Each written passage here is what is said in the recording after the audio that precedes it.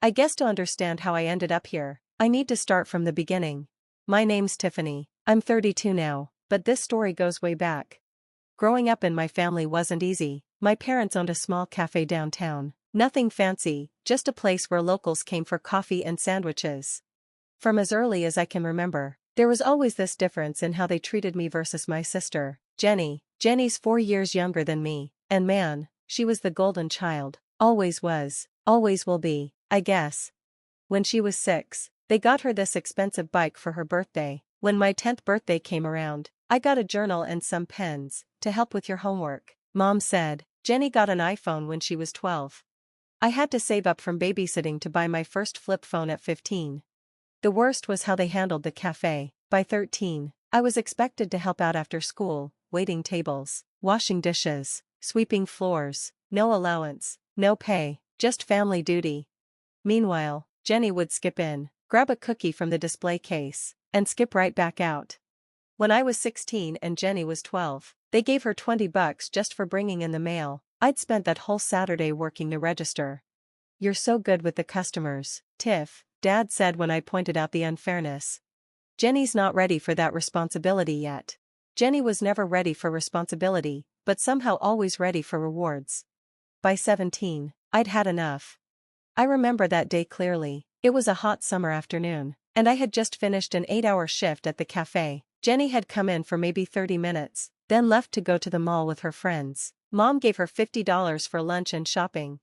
I walked into the back office, where Dad was doing the books. "I'm quitting," I said. He laughed. "Quitting what?" "Working here, for free. I applied at Rosie's Cafe across town, and they're hiring. They'll pay me $13 an hour. His face changed so fast. "You can't be serious. This is family business." "Family business should still pay family," I said. Mom came in then, and they both started in on me. How ungrateful I was. How this cafe would be mine someday. How I was betraying them. They didn't speak to me for 2 whole weeks after I started at Rosie's. 2 weeks of silence at home. 2 weeks of Jenny smirking at me across the dinner table. But I had my own money for the first time, and it felt good. Then came the college bomb. I'd been secretly applying to schools, and I got accepted to State University with a full ride to study finance and investment analysis. When I told them over dinner, Dad choked on his meatloaf. "College? For what?" Mom asked, like I'd announced I was joining the circus. "I want to be an investment analyst," I said. Dad laughed. "Investment analyst? You have a perfectly good career waiting for you here." "A career where you don't pay me," I reminded him. "We feed you, clothe you, put a roof over your head," Mom said. "I'm not going to work at the cafe," I said. "Not when you pay Jenny but not me." They denied it. "Of course," said Jenny only got pocket money, not a salary, but I'd seen the books. Jenny had been on the payroll since she was 14. "We're not paying for college," Dad finally said. "Not for some useless degree." I smiled. "Full scholarship. Plus, I've saved enough from Rosie's for an apartment. I'm splitting rent with Kate from my class." The silence that followed was deafening. They didn't speak to me for the entire month before I left for college. Throughout freshman year, no calls, no texts, no invites home for holidays. I spent Thanksgiving with Kate's family, Christmas, too. During sophomore year, my Aunt Lisa called me. We'd always been close. She's Mom's sister, but nothing like her. "They're still upset you didn't continue the family business," she told me. "Your mom keeps saying you broke your father's heart." Did she mention how they paid Jenny but not me? Or how they got her a car for her 16th birthday while I took the bus until I could buy my own clunker? A little pause. "I know, honey, it's not fair. I threw myself into college life, made friends, got good grades, worked part-time at a financial firm's mailroom to get my foot in the door." I checked Jenny's social media sometimes. When she was 17, she posted a selfie with her first paycheck from the cafe, with Mom and Dad beaming beside her. The caption, "So blessed to be appreciated for my hard work." I blocked her account after that. By senior year, I had job offers from 3 investment firms. I chose Westfield Investments because they specialized in real estate. Looking back now, that decision changed everything. Despite everything, some tiny part of me had hoped they'd show up at my graduation. They didn't. I scanned the audience, searching for familiar faces, but there were none. Kate's parents cheered for me, though, and Aunt Lisa came with flowers. "Their loss," she whispered as she hugged me. I'm so proud of you. That night, as Kate and I celebrated with our friends, I made a promise to myself. I would succeed so spectacularly that one day they'd regret choosing Jenny over me. My career at Westfield Investments took off faster than I expected. I started in their analyst program, crunching numbers and researching properties. While my college friends complained about entry-level work, I thrived. Real estate investment fascinated me. The way properties gained value, how location affected returns, the art of knowing when to buy and when to sell. Within 2 years, I was managing my own portfolio of investment properties for clients. My boss, Richard, took notice after I found an overlooked apartment building that turned a 22% profit in just 8 months. He gave me more responsibility, bigger clients, higher stakes. I didn't mention that growing up watching my parents run a business, even though they excluded me from it, had taught me to spot opportunities others missed. Their cafe was successful because it was in the perfect location with the right clientele. I'd learned that much, at least. By 27, I'd saved enough from my bonuses and salary to make my first personal investment, a rundown duplex near the university. I renovated it myself on weekends, rented both units to grad students, and made back my investment in 14 months. That success gave me confidence. I started taking bigger risks with my own money, while remaining conservative with clients' investments.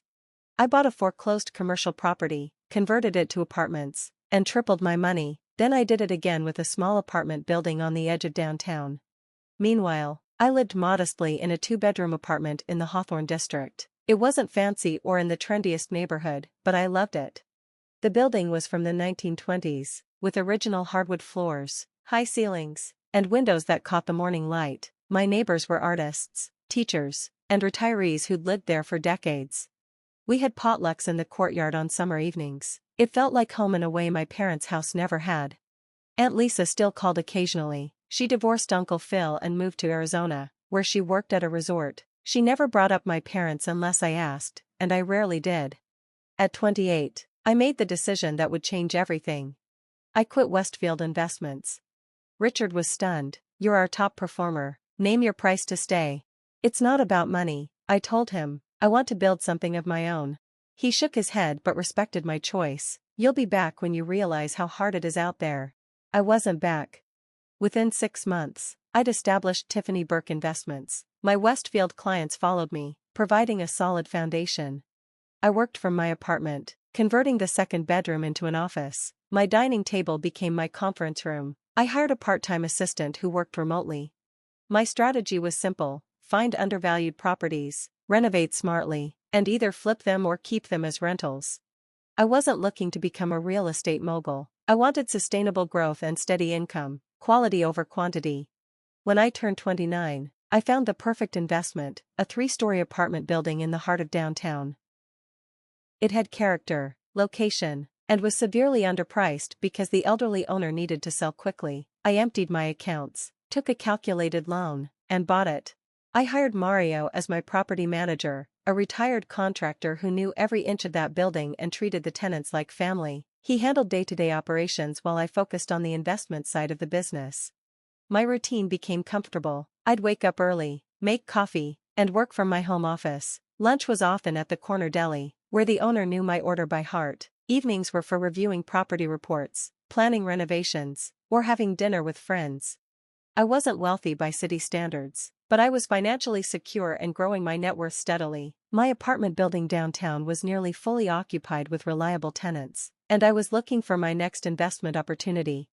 No one in my family knew about my success. As far as they were concerned, I disappeared after college. Sometimes I wondered if they ever talked about me, if they regretted how things had ended, but those thoughts never lasted long. I had built a life without them, and it was a good one. Then, 2 days after my 30th birthday, an unexpected notification popped up on my phone, a direct message from Jenny on Instagram. I hadn't blocked her on this platform, mainly because I rarely used it. "Hey sis," the message read. "I know it's been forever. I'm turning 26 next month and having a birthday dinner at the cafe. I'd really like you to be there. No pressure. Just thought it might be nice to see you after all this time." I stared at the message for a long time. Why now, after a decade of silence? Part of me wanted to ignore it, to continue as if I'd never seen it, but another part, maybe the part that still remembered being the big sister, was curious. After 3 days of deliberation, I replied, "Thanks for the invite. What time should I be there?" Jenny sent the details quickly, as if afraid I'd change my mind. Friday evening, 7 p.m. At the family cafe, casual dress. What do you buy for a sister you haven't seen in 10 years?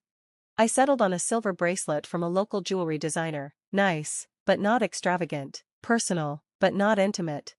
The night of the party arrived too quickly. I found myself standing outside the cafe, looking through the windows at the gathered crowd. I recognized my parents instantly. Dad had less hair, Mom had more gray, but otherwise, they looked the same. Jenny was at the center of attention, laughing with a group of people I didn't know. Walking into the cafe felt like stepping through a time portal. The layout was the same, though they'd updated the decor. The familiar smell of coffee and pastries brought back memories, not all of them pleasant. The chatter died down as people noticed me. My mother's hand flew to her mouth. She looked older, with streaks of gray in her hair. Dad stood frozen, coffee cup midway to his lips. "Tiffany." Jenny rushed over, throwing her arms around me. "You actually came." I returned the hug awkwardly, offering the wrapped gift. "Happy birthday." Mom approached slowly, tears welling in her eyes. "My baby," she whispered, embracing me tightly. Dad joined the huddle, patting my shoulder as if unsure how else to touch me. Aunt Lisa hadn't exaggerated, they really hadn't expected me to ever return. "Everyone," Jenny announced to the room, "this is my sister, Tiffany." I was introduced to cousins I barely remembered, Jenny's friends I'd never met, and a few regular customers who'd known me as a teenager. Everyone asked the same questions. Where did I live? What did I do? Was I married? "I'm a freelancer," I said when asked about my work. "I handle financial expeditions for clients." Not entirely untrue, but vague enough. "Where do you live?" Jenny pressed. "On Elm Street," I replied. Jenny's nose wrinkled slightly. "That's not really the best part of town, is it?" "I like it," I shrugged. "Good neighbors." When dinner was served, I found myself seated between my mother and a cousin. Dad kept glancing at me from across the table, as if making sure I was still there. The conversation flowed around me, years of inside jokes and shared memories I wasn't part of. As dessert was served, Dad stood up, raising his glass. "To my youngest daughter on her 26th birthday," he began. "Your mother and I couldn't be prouder of the businesswoman you've become. Under your management, this cafe has grown beyond our wildest dreams." Everyone clapped. I joined them politely. "Unlike some," Dad continued, his eyes briefly flickering to me, "Jenny recognized the value of family tradition. She's shown responsibility by taking up the family business." The table fell silent. All eyes turned to me. "To Jenny," I said, raising my glass to break the tension. "Happy birthday." The moment passed, but the message was clear. I was still the family disappointment. Throughout the evening, Jenny made several comments about her cafe, how she'd expanded the menu, renovated the kitchen, increased profits. Mom and Dad beamed with each boast. When someone asked about my college experience, Mom quickly changed the subject. By the time I left, I was exhausted from smiling through subtle digs and maintaining my composure. At home, I collapsed on my couch and laughed until tears streamed down my face, imagining their reactions if they knew the truth about my finances. To my surprise, my parents called the next day. Then again a few days later. They wanted to have dinner, catch up, reconnect. I agreed to occasional visits, more out of curiosity than sentiment.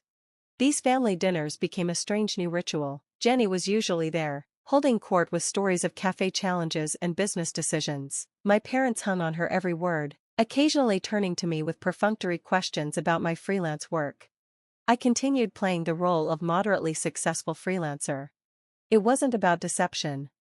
I simply didn't want to share my actual life with people who had shown so little interest in it for a decade. Let them think what they wanted. One Sunday, my phone rang with an unexpected request. "We'd love to see your place," Mom said. "We're curious about where you live." I hesitated, but eventually agreed. My apartment wasn't fancy, but it was comfortable and reflected my taste: minimalist furniture, good art, quality over quantity. The following weekend, they arrived, Mom, Dad, and Jenny, scrutinizing everything with poorly concealed judgment. "It's cozy," Mom said, which in family code meant small.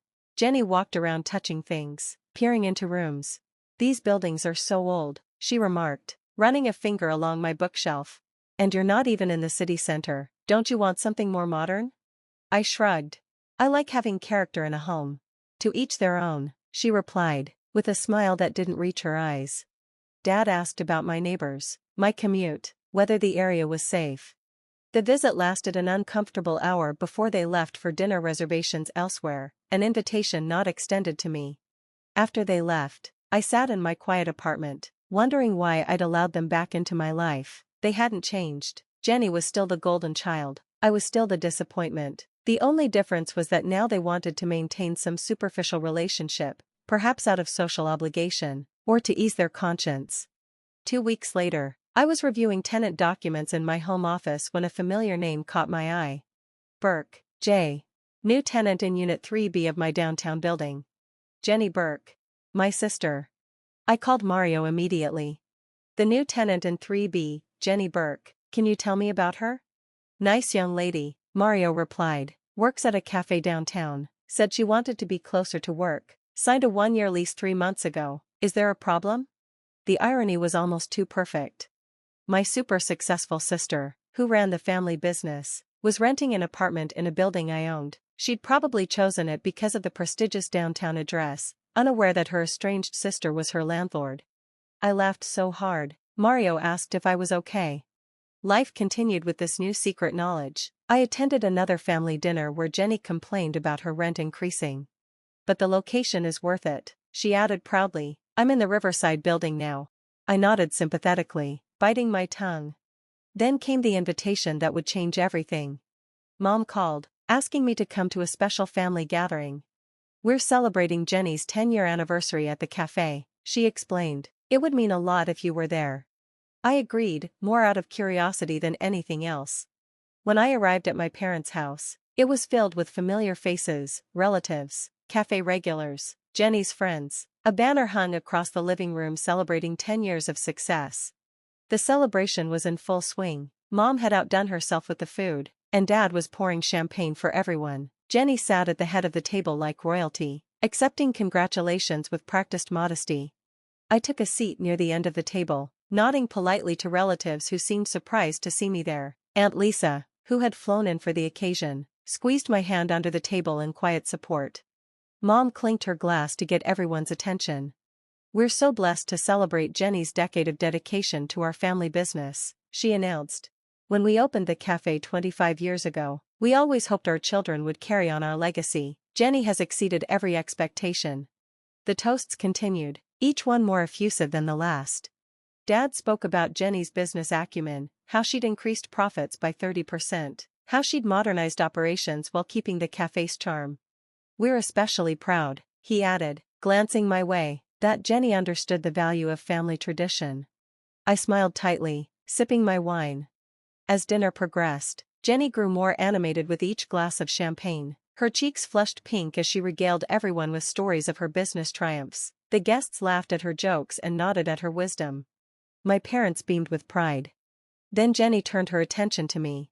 So, Tiff, she said, her voice carrying across the table, still doing that freelance thing in your little apartment? The table quieted, all eyes shifted between us. Still at it, I confirmed pleasantly. You know, Jenny continued, swirling her champagne, I just leased a gorgeous apartment downtown in the Riverside building, top floor, city views. She gestured grandly, the most prestigious address in town. My mother nodded. Jenny deserves it, she works so hard. Meanwhile, Jenny said, her tone sharpening, my college-educated sister lives in that old building on Elm Street and works from home doing, what was it again, financial expeditions? I nodded, keeping my expression neutral. Jenny laughed too loud. Let's compare notes, shall we? I run a successful business. I live in the city's best building. I'm respected in the community. She ticked the points off on her fingers. And Tiffany went to college on scholarship because she was too proud to join the family business, works some vague job from home, and lives in a mediocre apartment in a mediocre neighborhood. Jenny leaned forward, eyes locked on mine. Just admit it, Tiff, you made the wrong choice. You're a disappointment, a failure, a loser. The room fell silent. All eyes were on me, waiting for my reaction. For a moment, I considered simply walking out. These people had never respected me, their opinion shouldn't matter. But 10 years of dismissal and judgment bubbled up inside me. I reached into my bag and pulled out a manila folder I'd brought for work. It contained property documents I needed to review, including ownership papers for the Riverside building. I placed the folder on the table and slid it toward Jenny.